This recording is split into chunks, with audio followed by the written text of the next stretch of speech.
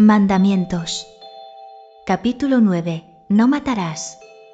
El aire nocturno era denso, cargado de una calma inusual en el pueblo de La Victoria. A esas horas, en una carretera aislada y sin iluminación, el poderoso rugido de un motor rompió el silencio. El juez había tomado una decisión, y esta vez, su juicio no sería un simple castigo, sería una advertencia brutal para cualquiera que considerara sus actos por encima de la vida de otro. La víctima era Rubén Valdés, un hombre de negocios respetado por algunos, temido por otros, y odiado en silencio por la mayoría. 2 años atrás, en una noche en que el alcohol lo había dejado tambaleante y con la visión borrosa, Rubén había atropellado a un joven que caminaba por la acera cerca de su casa. En lugar de detenerse y enfrentar las consecuencias, huyó del lugar sin mirar atrás. Más tarde, su riqueza y contactos influyentes lo libraron de cualquier repercusión legal. El caso quedó sepultado bajo sobornos y testimonios manipulados, dejando a la familia de la víctima sin justicia, solo con el vacío de la pérdida. Esa noche, sin embargo, Rubén se encontraba frente a el juez, quien, después de semanas de observación, estaba listo para cumplir su sentencia. Con las manos atadas, Rubén fue arrastrado a una carretera desierta donde 2 vehículos, uno frente al otro, estaban estacionados. El juez no habló ni una sola palabra mientras colocaba a Rubén en el suelo y aseguraba una cadena alrededor de cada uno de sus tobillos. Uno de los coches estaba atado a su pierna derecha, mientras el otro lo estaba a la izquierda. Rubén, en un estado de pánico, comenzó a forcejear, su rostro pálido de terror al darse cuenta de lo que estaba a punto de suceder. «Espera, por favor. Yo no quería matarlo. Fue un accidente. Yo estaba borracho. Yo pagaré, haré lo que sea», gimió, sin aliento, con los ojos llenos de lágrimas y suplicando por su vida. El juez se inclinó, acercándose lentamente a su rostro, permitiendo que Rubén viera sus ojos fríos y calculadores a través de la máscara. «No matarás», sentenció con una voz áspera y contenida. «Lo hiciste, y huiste.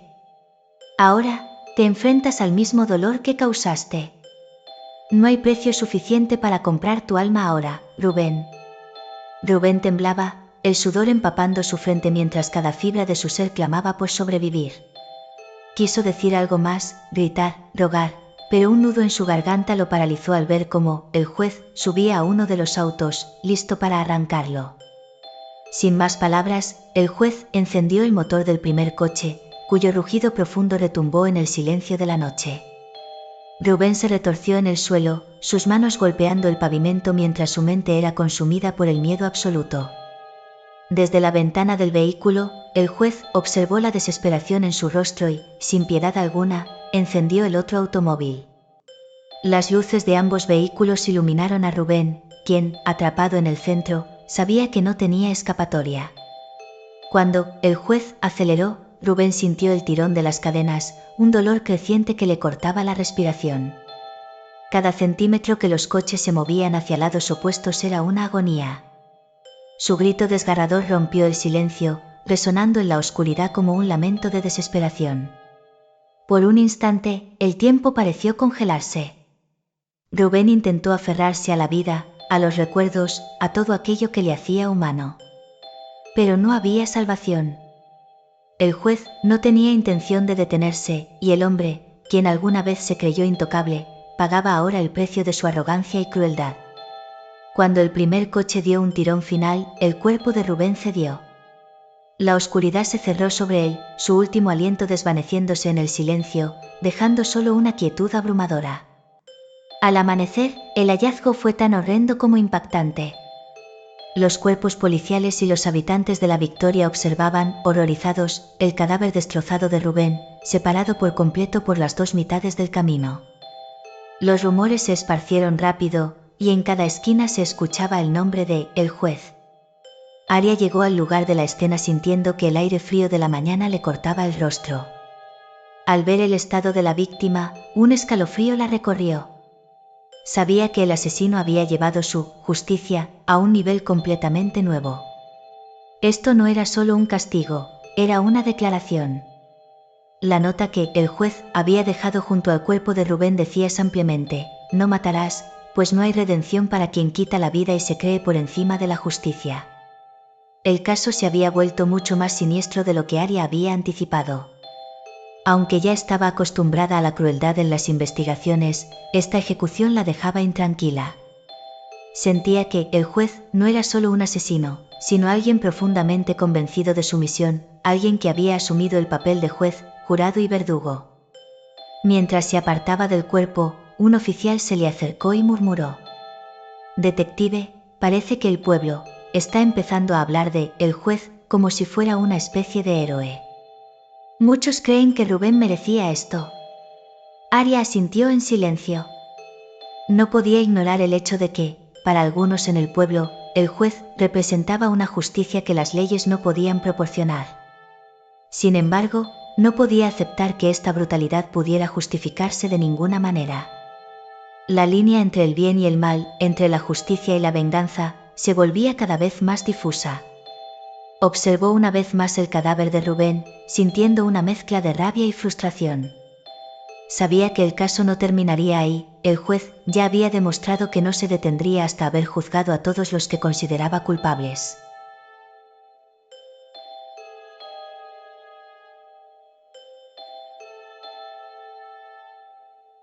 Capítulo 10. La bendición de una madre.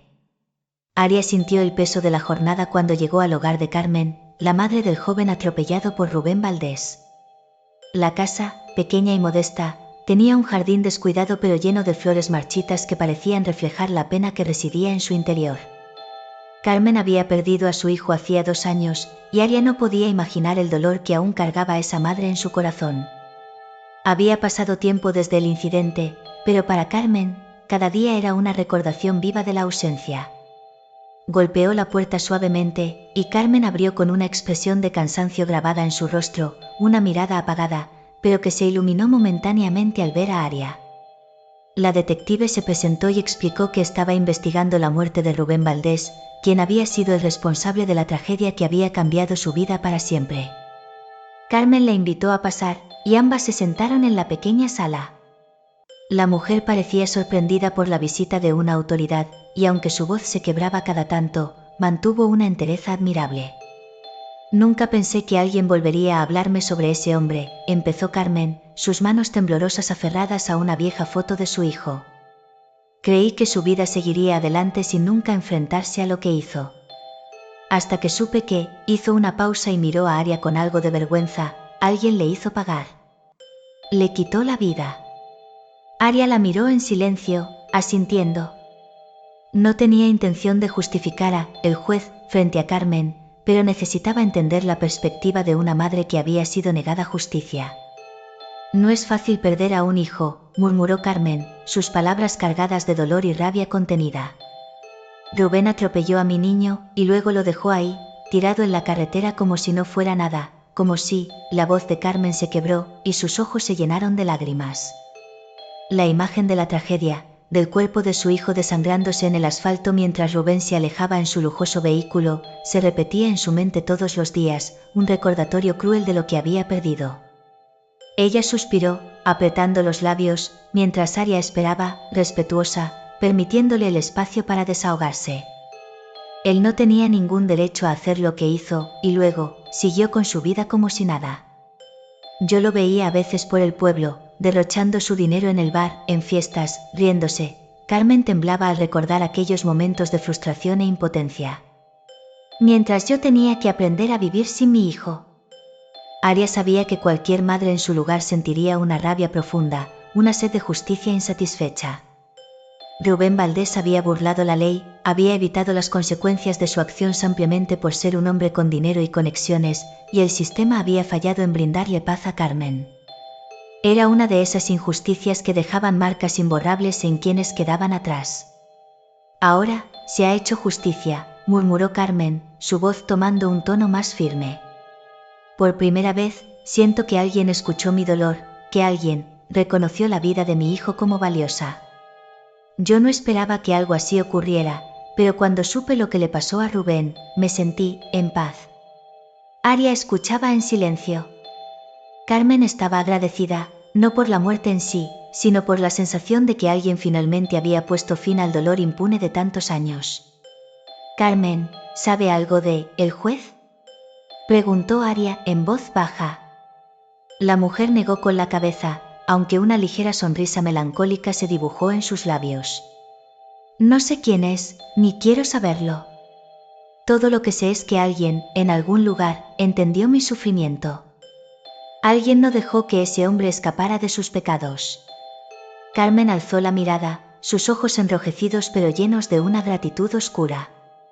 «A quien quiera que sea, Dios lo bendiga. Dios bendiga al juez». Esas palabras resonaron en la mente de Aria. En un pueblo donde la justicia era inalcanzable para muchos, el juez se estaba convirtiendo en algo más que un vigilante, una figura mítica que estaba brindando lo que el sistema había negado, una especie de redentor oscuro.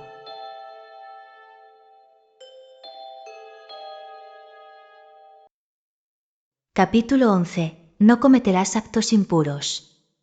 La lluvia caía con fuerza sobre la Victoria, cubriendo las calles de una neblina espesa y oscura. Esa noche, la casa de Miguel Salcedo, un devoto cristiano ante los ojos del pueblo, lucía como un reflejo de las sombras que albergaba en su interior. A pesar de su imagen pública, Miguel era un hombre marcado por vicios ocultos, quien cada semana asistía a la iglesia, participaba en eventos comunitarios y daba grandes sermones sobre la importancia de la pureza y la fe. Pero detrás de esa máscara devota, llevaba una doble vida que lo estaba destruyendo a él y a su familia. Era un hombre que, al caer la noche, se entregaba a sus impulsos más oscuros. Una vez en casa, el alcohol se volvía su compañero constante y, en medio de la intoxicación, sus peores instintos salían a la luz. Su esposa, Rosa, había soportado años de abuso silencioso, gritos, golpes, amenazas y noches de terror en las que su marido perdía todo control. Aquel matrimonio se había convertido en una prisión en la que Rosa vivía atrapada, temerosa por su vida y la de sus hijos. Esa noche, Miguel bebía más de lo habitual. Las botellas de licor estaban regadas en el suelo, y él, con la mirada perdida, tambaleaba por la casa. Su respiración era pesada, sus palabras incoherentes y su mirada desprovista de cualquier resquicio de humanidad. Rosa trataba de mantenerse al margen, escondida en la habitación de sus hijos, quienes dormían sin saber lo que sucedía. Pero en su interior sabía que tarde o temprano él la encontraría, y el ciclo de violencia continuaría. Esa noche, sin embargo, alguien más observaba la escena. En la penumbra de la calle, el juez se mantenía oculto, vigilando los pasos de Miguel desde hacía semanas. Había escuchado los rumores, las historias de vecinos que sabían del comportamiento de Miguel y sus excesos, de las veces que Rosa se presentaba en público con moretones ocultos bajo la ropa y excusas en los labios. El juez conocía su verdadera naturaleza y la hipocresía que escondía. Para él, Miguel no era un hombre de Dios, sino una sombra, una figura corrompida que violaba con descaro el mandamiento de la pureza. Esa noche, había llegado el momento de que enfrentara su sentencia. Esperó hasta que Miguel se tambaleó hacia el exterior, tomando una última botella antes de desplomarse en el patio. Sin previo aviso, una figura emergió de las sombras y lo sujetó. Miguel intentó forcejear, pero sus movimientos torpes y su cuerpo debilitado por el alcohol le impedían cualquier resistencia. El juez no pronunció palabra alguna, en silencio, colocó una venda en sus ojos y ató sus manos a la espalda. Acto seguido, lo llevó al interior de la casa, un lugar que Miguel no reconocía, pues la neblina de su embriaguez y el pánico le impedían discernir dónde se encontraba. Cuando Miguel recuperó la conciencia, descubrió que estaba en una pequeña habitación fría y lúgubre. Su cabeza palpitaba de dolor, y las sombras alrededor le provocaban una sensación de claustrofobia. Frente a él, el juez permanecía quieto, observándolo con sus ojos brillantes tras la máscara, esperando a que se percatara de la gravedad de su situación. ¿Quién eres?, logró balbucear Miguel, su voz temblorosa y rota por el miedo. El juez no respondió. En lugar de eso, avanzó unos pasos y se quedó mirándolo, dejando que el silencio pesara en el aire. Miguel comenzó a temblar, sus ojos tratando de ajustarse a la penumbra mientras recordaba fragmentos de sus propios crímenes. Recordaba los golpes a su esposa, los gritos de sus hijos, las veces en que había traicionado sus votos religiosos. Pero aún así, la pregunta se negaba a surgir en su mente. Quizás el miedo le impedía comprender la situación, o quizás sabía que no había ninguna justificación para lo que le esperaba. Finalmente, el juez rompió el silencio. No cometerás actos impuros, pronunció en un tono bajo, con una calma que helaba la sangre. Te escondes detrás de la pureza y la fe, pero en tu interior solo hay corrupción. Esos golpes, esos gritos, esos vicios que escondes detrás de las puertas de tu hogar, hoy enfrentarás el mismo dolor que has causado. Miguel intentó defenderse, balbuceando excusas y justificando sus actos con vagas explicaciones, pero el juez no le dio oportunidad de continuar. Con una precisión meticulosa, colocó esposas en sus muñecas y sujetó sus piernas. Luego, sin decir una palabra, sacó una botella de licor y vertió el contenido sobre Miguel, cubriéndolo de pies a cabeza con el alcohol que tanto amaba, una ironía que el juez disfrutaba en silencio. Miguel comenzó a sollozar, su voz desintegrándose en súplicas y lamentos que resonaban en el silencio de la noche. No. Por favor, no lo hagas, yo cambiaré, te lo prometo. Solo dame una oportunidad. Pero el juez permaneció imperturbable. En un último acto, encendió una cerilla y la sostuvo frente a los ojos de Miguel, quien observaba el pequeño fuego con horror. Esa llama era un reflejo de su vida, pequeña, titubeante, a punto de extinguirse. Esta es la última advertencia para todos los que creen que pueden esconderse en la oscuridad. La impureza tiene un precio, y tú lo pagarás con cada vicio que has amado. Y, en un movimiento decidido, el juez arrojó la cerilla encendida hacia Miguel. El alcohol prendió de inmediato, y las llamas lo envolvieron en un instante. Miguel gritó, un alarido desgarrador que atravesó la noche, mientras su piel ardía en un infierno que él mismo había construido. Fue una muerte rápida, pero de una intensidad atroz, una justicia que, aunque cruel, reflejaba el castigo por los años de sufrimiento que había causado a quienes estaban bajo su techo. La figura de el juez se desvaneció en la penumbra mientras la casa de Miguel ardía. No hubo testigos, pero las llamas fueron visibles desde casi todo el pueblo, y la noticia de su muerte se esparció rápidamente.